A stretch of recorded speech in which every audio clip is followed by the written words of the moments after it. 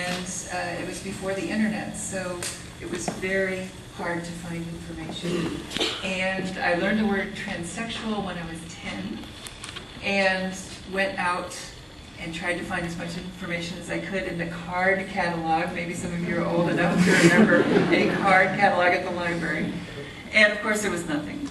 So I knew what it was, I knew that you could do it, but I just did not know how to do it.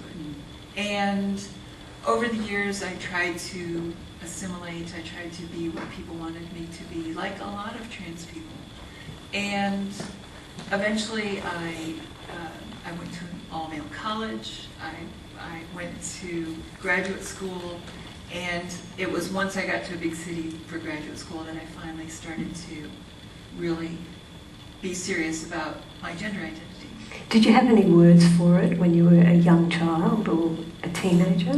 Well, I knew the word transsexual, but that was pretty much it. I knew that it was possible, but I just didn't know how. So when the opportunity came along for the internet, and the first time I got online, the first word I typed in was transsexual.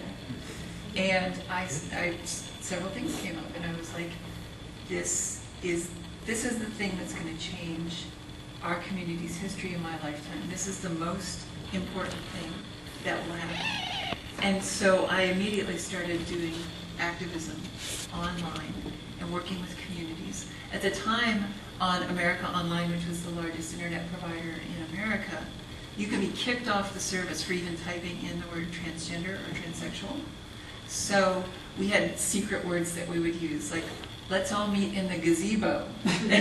So we would go meet on Sunday nights in a room called the gazebo, and we would chat, and people like Kate Bornstein were there. And it was a really exciting time because we were trying to build these communities that just didn't exist before that. So during that period of time, were you able to find any peers? Were you aware that there were other people? Yeah.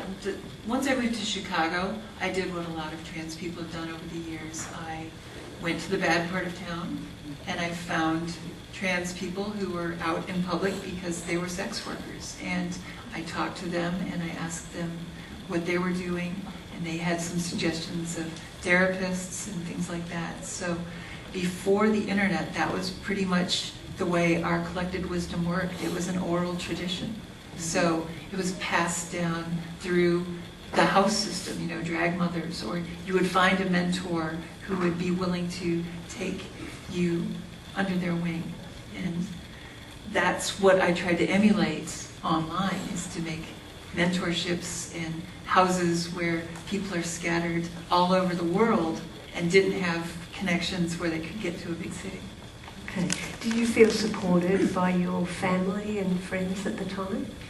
Yeah, you know, my parents surprised me, both of them, differently. I thought my dad would freak out and my mom would be fine, but it was the opposite. And I think that's true because a lot of parents, especially moms, feel like they know their children, and they just felt like this was, they were scared for me because they, you know, at the time, a lot of trans people lost their jobs. They, you know, had to resort to sex work. They you know, were harassed on the street. And I think my parents were genuinely concerned about that.